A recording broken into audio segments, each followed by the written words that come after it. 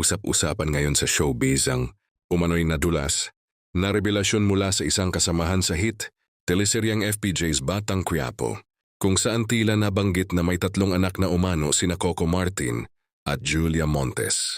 Agad itong kumalat sa social media at pinagpiestahan ng mga netizen na matagal nang curious sa tunay na estado ng relasyon ng dalawa.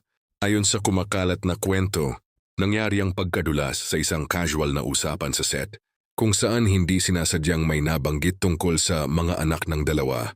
Bagamat walang direktang kumpirmasyon, marami ang nakapansin at agad itong naging mitsa ng espekulasyon.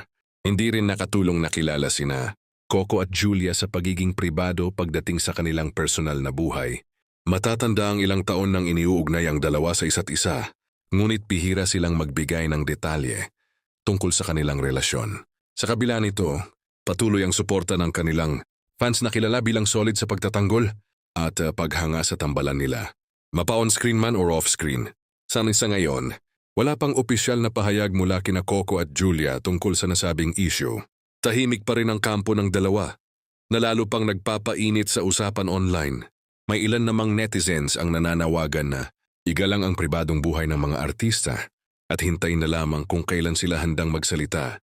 Ang ganitong mga nadulas na pahayag ay kadalasang nagiging simula ng mas malalaking revelasyon o minsan naman, simpleng intriga lamang na agad ding lilipas.